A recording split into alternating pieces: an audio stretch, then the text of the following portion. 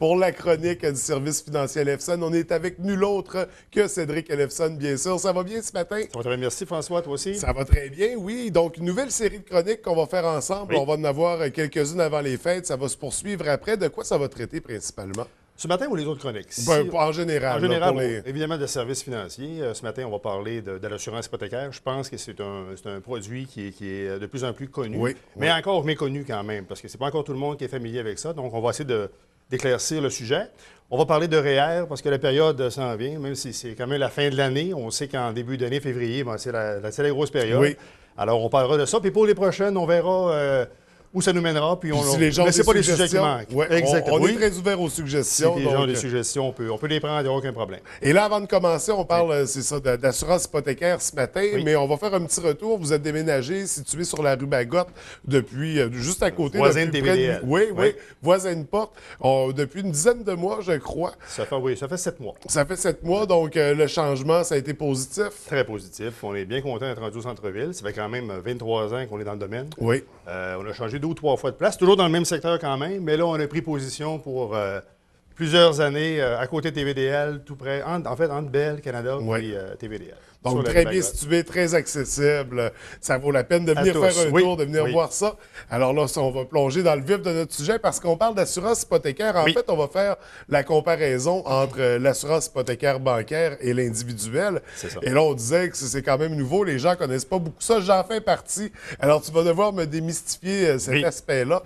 D'abord, quand on parle d'assurance hypothécaire, de quoi on parle exactement? Quand on parle d'assurance hypothécaire, c'est lorsqu'on fait un prêt, soit pour une maison. Je parle de prêt hypothécaire, mais ça peut englober aussi les prêts personnels qu'on va faire pour une voiture, une roulotte ou les différents prêts. OK. Bon, ce matin, on va se concentrer sur l'hypothèque. Si on va à la banque ou peu importe l'institution financière, on fait un prêt hypothécaire, généralement, je dirais que 95 des gens vont prendre l'assurance qui va aller avec. On peut prendre l'assurance vie, on peut prendre l'assurance invalidité ou les deux. On va prendre seulement que l'invalidité, par contre. Lorsqu'on prend une assurance avec l'institution financière, il y a différentes choses qu'il faut vérifier avant versus un contrat d'assurance individuelle qu'on pourrait prendre avec son courtier d'assurance ou son représentant, peu importe. Alors, c'est ça qu'on va essayer de démystifier ce matin, la différence entre ces deux types de contrats-là. OK. Donc, le contrat individuel, le contrat bancaire, on parle déjà en partant d'une plus grande flexibilité pour le contrat individuel. Effectivement. Lorsqu'on prend une assurance avec une banque ou l'institution financière que l'on veut, normalement, et c'est toujours le cas d'ailleurs, le propriétaire du contrat est l'institution financière et le bénéficiaire également. Ce qui fait que s'il arrive une invalidité ou un décès, le premier à être payé, c'est la banque. Je vous donne un exemple. Si on a, un exemple, une hypothèque de 150 000, il arrive un décès, évidemment, la compagnie d'assurance va payer le 150 000, va se verser elle-même le 150 000 pour clairer l'hypothèque. Ouais. Quand on prend un contrat individuel, la différence, c'est qu'on va nommer le bénéficiaire de notre choix. Donc, ça veut dire que le 150 000 va être versé au bénéficiaire, très souvent conjoint-conjointe, va être versé au conjoint ou à la conjointe, et elle est libre de payer immédiatement ou non l'hypothèque. Si on paye immédiatement l'hypothèque, souvent, il va y avoir une pénalité parce qu'on est en cours de terme hypothécaire. Si on prend, exemple, un prêt sur 5 ans, qui va être réouvert dans 5 ans, et qu'on claire l'hypothèque immédiatement, il va y avoir une pénalité parce qu'on l'a remboursé trop rapidement, ce qui n'est pas le cas avec un contrat individuel parce qu'on a le choix de payer l'hypothèque comme on veut, soit rembourser le 15 auquel on a droit annuellement ou encore le payer en totalité, mais on a le choix. Donc, on parle de flexibilité, mais on parle de sécurité aussi rendu là. Donc, à savoir à déterminer comment va se diriger notre argent. Exactement. On parle aussi d'assurance transférable dans le cas de l'individuel, contrairement à l'assurance bancaire. Qu'est-ce qu'on veut dire exactement? En fait, lorsqu'on prend une assurance avec l'institution financière de notre choix toujours, lorsqu'il vient le temps de renouveler l'hypothèque, il faut qu'on refasse une nouvelle demande d'assurance si on veut changer de prêteur. Exemple, le taux d'intérêt est meilleur à la banque X, on a 2,7 on veut changer parce que la banque Y nous donne 2,3 parfait, pas de problème. Mais si vous changez de banque, vous allez devoir repasser le processus pour prendre votre assurance. Et à ce moment-là, si vous n'êtes plus assureur, vous avez un certain problème, vous n'êtes plus assuré. Donc, vous n'avez comme pas le choix, vous restez pris avec l'institution financière qui vous a prêté au départ. Et malheureusement, c'est un peu c'est problématique. Lorsqu'on prend un contrat individuel, l'assurance nous suit partout, peu importe le prêteur.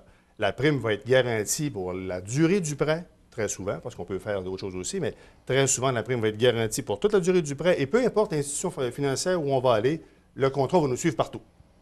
C'est la grande ligne. Donc, un avantage très considérable. Oui. On parle aussi qu'il n'y a pas de perte de valeur. Non. En fait, on a deux choix.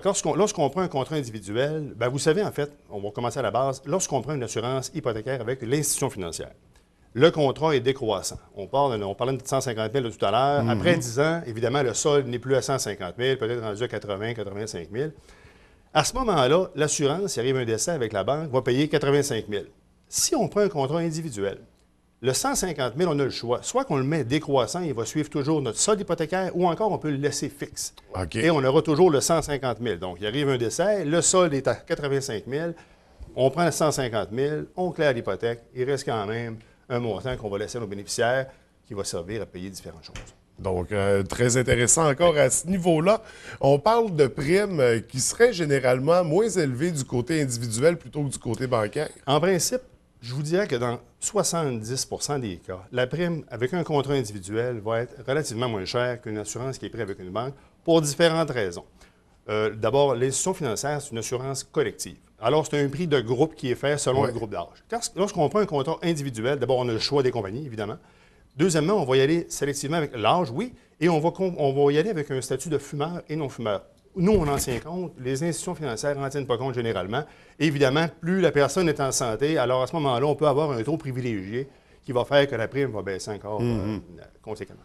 Donc, c'est ça. Puis en général, on parle de quel pourcentage de cas qui sont... Bien, écoutez, on voit très souvent des 25 à 30 de réduction par rapport à un contrat, d'autant plus que le contrat aussi est pris individuellement et comme, excusez l'expression, mais coulé dans le ciment. On ne peut rien modifier ni d'un côté ni de l'autre.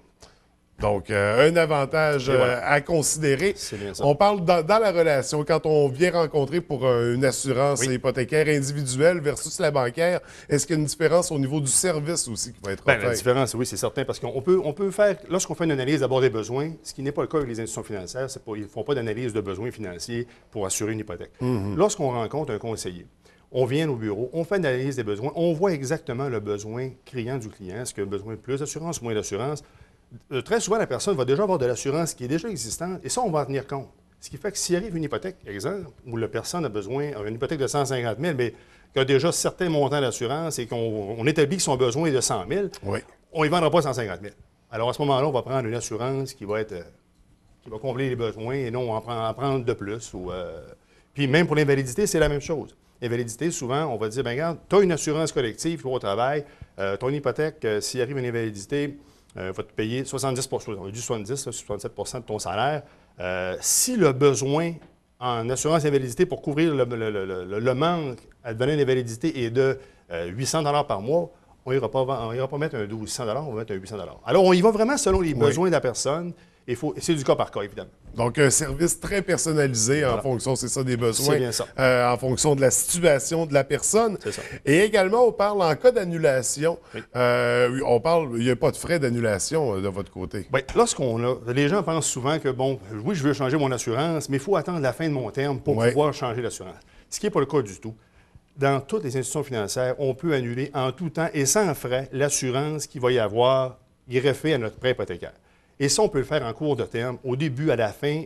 Dès qu'on réussit à prendre notre assurance individuelle, on avise notre institution financière comme quoi, bon, écoutez, maintenant, je suis assuré avec une autre compagnie. Alors, prière de bien vouloir enlever mon assurance sur mon prêt. Et la prime va diminuer. Bien, en fait, pas la prime, mais le montant de remboursement va diminuer en conséquence.